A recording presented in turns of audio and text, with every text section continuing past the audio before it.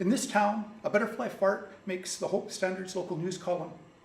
Because almost no one ever moves here, at least by choice, this big guy moving into the old DeLucci house should have been front page news, but it didn't even make a ripple in the gossip pool.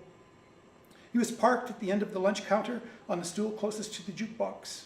At first we wrote him off as another fat American tourist who just stepped out of American graffiti. He two-fisted enough food to feed a family of 4, shoveling down pork chops, mashed potatoes, and gravy like it was his last meal. Every now and then he inhaled a margarine-smothered slice of white bread from the stack beside his dinner plate. He ate like a pig, but he didn't make any eating noises, and he looked polished. Except for his socks, everything from his black DA to his short, pointy black boots shone. His red shirt hugged his belly rolls. A row of chrome beach beauties decorated his black belt. His black pants fit so tight they made you feel like you were just punched in the crotch. Even though it was cloudy, he wore gold-framed sunglasses.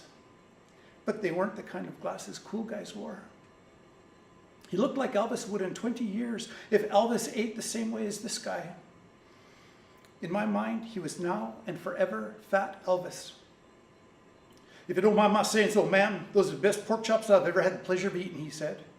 He sounded a little like Elvis. Agnes stood frozen across the counter from the fat man. His neatly stacked dishes, maybe a foot above the counter, rattled in her hands. "They say food cooked and served with love is nutrition for the body and the soul. I believe my soul has never been as satisfied as it is right now." He leaned back and patted his rolling belly. "As you can plainly see, I've got a lot of space to fill at meal times, and like no one before, you've filled me up." He smiled the kind of a smile that sleeps in a glass beside your bed. His hand slid into his pocket and came out with a wad of bills fatter than a logger's just home from camp. The outside one was a 50.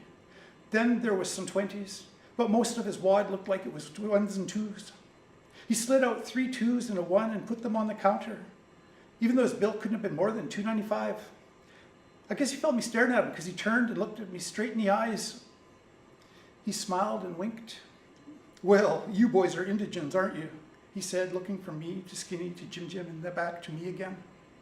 "You mean Indians," Skinny said. "We're Indians. I mean, me and Jim Jim are. Daryl there's a breed." He smiled a huge poop-eating grin. "But he's one of the good ones."